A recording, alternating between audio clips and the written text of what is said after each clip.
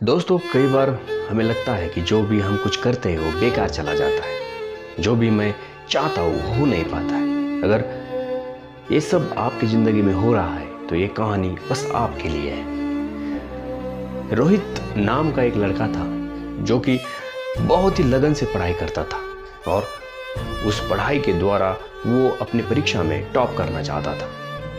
रोहित ने बड़ी लगन से परीक्षा की तैयारी की, पढ़ाई की और वो परीक्षा दी, लेकिन उस परीक्षा में वो टॉप नहीं कर पाया। टॉप न करने के वजह से वो अब उदास रहने लगा, निराश होने लगा, पहले की तरह पढ़ाई में ध्यान नहीं देने लगा। ये सारी बातें उसके अध्यापक को पता चल गई। तब उस अध्यापक ने रोहित को अपने घर बुलाया और उसको एक अपने घर के अंदर ले जाकर कुछ टमाटर के पौधे दिखाए। उसमें कुछ पौधे तो अच्छे दिख रहे थे, लेकिन कुछ पौधे मर गए थे।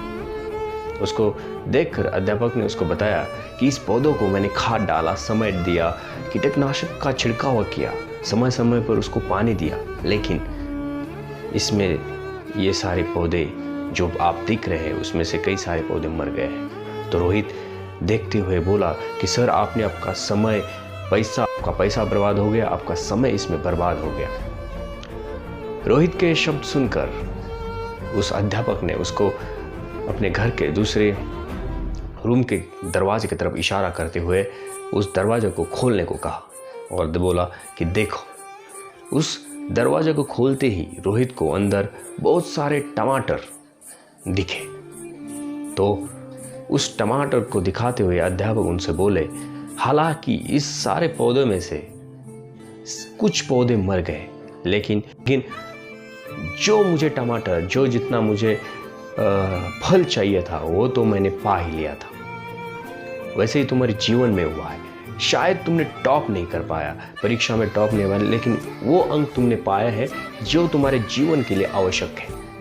वो तुमने सीख उस परीक्षा देते वक्त पाई है। जैसे कि परीक्षा देते वक्त मन स्थिति की, तुम्हारी मन स्थिति सकारात्मक होनी चाहिए, तुम्हारी लिखने की स्पीड बराबर होनी चाहिए और परीक्षा के लिए लगने वाली तैयारी की भावना तुम्हारे मन में तैयार हो गई है। तुम्हारे पास ये 3 चीज आ गए हैं: समय के साथ लिखना, समय के साथ मन स्थिति को रखना और अपने पढ़ाई को उस पेपर में, उस परीक्षा में उतारना। ये सारी चीज तो तुम्हारे पास तुमने सीख ली है, तो इससे तुम निराश नहीं होना।